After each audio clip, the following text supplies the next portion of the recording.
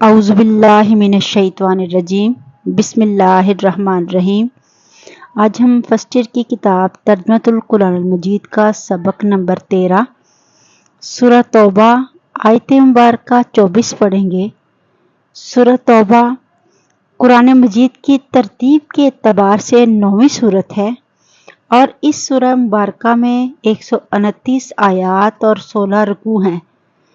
سورہ توبہ مدنی سورت ہے جو نبی اکرم صلی اللہ علیہ وسلم کی حیات طیبہ کے آخری دور غزوہ تبوک کے بعد نازل ہوئی۔ سورہ توبہ کے مفسرین کے مطابق مختلف نام ہیں، جو سب سے مشہور ہیں وہ سورہ توبہ اور سورہ برات ہے۔ سورہ توبہ میں مسلمانوں کو منافقین سے نجات دینے کی بھی بات کی گئی ہے، کیونکہ اس سورہ میں منافقین کی سزا کے متعلق بھی آیات جو ہے وہ نازل ہوئی۔ اس کے علاوہ سورہ توبہ میں نبی کریم صلی اللہ علیہ وسلم اور اللہ تبارک تعالیٰ کی محبت کو ہر چیز سے اول درجہ دیا گیا۔ مسلمانوں کی مسجد کی تعمیر اور نگرانی کے ایمان کامل کو لازمی قرار دیا گیا۔ ہجرت کرنے والے مومنین کی فضیلتوں اور جنگ حنین کا تذکرہ ہوا۔ جہاد اور علم کی فضیلت کے بیان کے ساتھ حضرت محمد صلی اللہ علیہ وسلم کی صفات عالیہ کا ذکر ہوا۔ منافقین کی مذمت کی گئی۔ اس کے علاوہ ہمیں اس سورہ مبارکہ سے سچے اہل ایمان اللہ تعالیٰ کا ہی خوف رکھتے ہیں اور اہل باطل اور مخلوق سے خوف زدہ نہیں ہوتے، اس چیز کی بڑی وضاحت سے ذکر ہوا۔ اور اللہ تعالیٰ اپنے محبوب بندوں کی نگہبانی بھی فرماتا ہے۔ اللہ تعالیٰ کے محبوب بندوں کو جب کوئی تکلیف پہنچاتا ہے تو اللہ تعالیٰ ان کی حفاظت بھی فرماتا ہے۔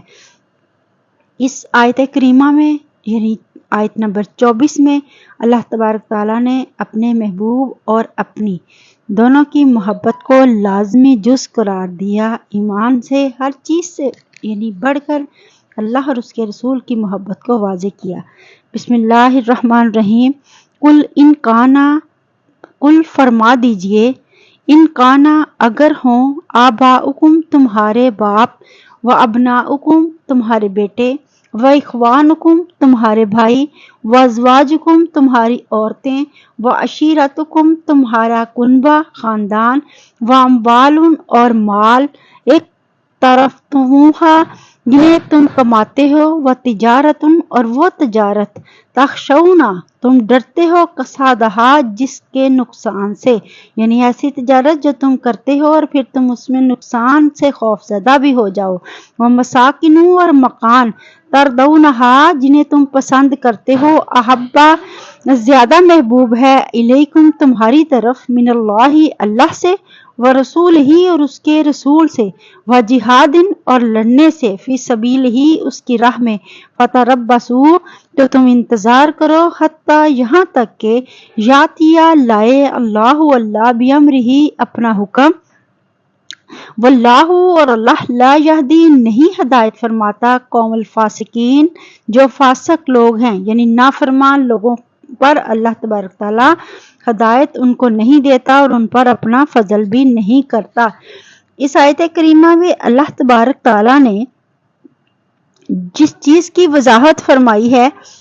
کہ وہ قریب ترین رشتہ دار جن کے ساتھ آدمی زندگی کے شب و روز گزارتا ہو، یعنی اس کا کنبہ، قبیلہ، خاندان، اور تجارت سودے کی خرید و فروخت کو کہتے ہیں، جس کا مقصد نفع کا حصول ہے، اور اس میں اگر تم نقصان کا خوف رکھتے ہو، یہ تمہیں زیادہ محبوب ہو جائے، یعنی یہ زیادہ پسندیدہ ہو جائے، جس کی وجہ سے لوگوں کو اس کی ضروریات میں رہنے کی حد مقرر ہو۔ اس کے علاوہ مکان یعنی مساکن سے مراد وہ گھر جنہیں انسان موسم کے شدید حوادث سے بچنے کے لیے استعمال کرتا ہو، رہنے سہنے اور اپنے بال بچوں کی حفاظت کے لیے تعمیر کرتا ہے۔ یہ ساری چیزیں اپنی اپنی جگہ ضروری ہیں اور ان کی اہمیت و افادیت بھی بہت ضروری ہے، بہت اہم ہے، اور قلوب انسانی میں ان تمام کی محبت بھی لازم ہے، جو مظلوم بھی نہیں۔ لیکن اگر ان تمام چیزوں کی یعنی انسان کے رشتہ دار، اس کی اولاد، اس کی عورتیں، اس کا خاندان، اس کا مال، اس کے رہنے کی جگہ، اس کی تجارت، یہ تمام اگر چیزیں اللہ کی محبت اور اس کے رسول کی محبت سے زیادہ ہو تو اللہ تعالیٰ کی راہ میں جہاد کرنے میں مانے آئے، یعنی رکاوٹ بن جائیں یہ تمام چیزیں، تو یہ بات اللہ کو سخت ناپسندیدہ ہے اور اس کو اللہ تبارک تعالیٰ نافرمانی قرار دیتے ہیں۔ اور یہ وہ فسق ہے، یعنی نافرمانی، جس سے انسان اللہ کی ہدایت سے محروم رہ سکتا ہے۔ یعنی اللہ تبارک تعالیٰ قرآن پاک میں تمام رشتوں کو، تمام چیزوں کو بڑے وضاحت سے بیان کر دیا کہ ماں باپ، اولاد، بھائی بہن، عورتیں، خاندان، مال، اور جو تم کماتے ہو، تجارت، اور جو تمہارے گھر ہیں، یہ تمام چیزیں اللہ اور اس کے رسول کی محبت سے زیادہ محبت ان کی اگر تم پالتے ہو تو وہ اللہ کی راہ میں اللہ کے نزدیک وہ فسق ہے، یعنی نافرمانی ہے۔ اور اللہ تعالیٰ کسی بھی فاسق کو اللہ تبارک تعالیٰ جو ہے وہ ہدایت نہیں فرماتا۔ صحیح بخاری حدیث میں ہے کہ رسول پاک صلی اللہ علیہ وسلم نے فرمایا، قسم ہے اس ذات کی کہ جس کے ہاتھ میں میری جان ہے، تم میں سے کوئی شخص اس وقت تک مومن نہیں جب تک میں اس کو اس کے والد سے، اس کی اولاد سے اور تمام لوگوں سے زیادہ محبوب نہ ہو جائے۔ یعنی اللہ تبارک تعالیٰ کے محبوب بھی اپنی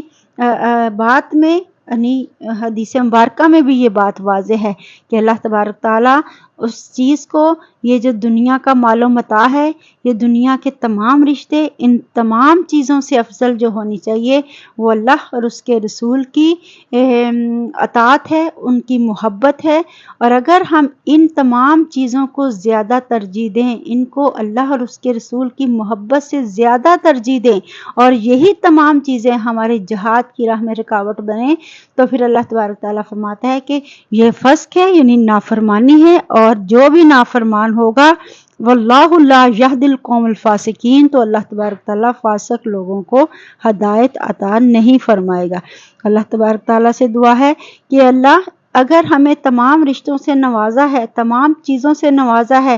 لیکن اس کے باوجود ہمیں اپنے اور اپنے پیارے محبوب کی محبت ہمارے دلوں میں ان تمام چیزوں سے زیادہ راسخ فرما دے،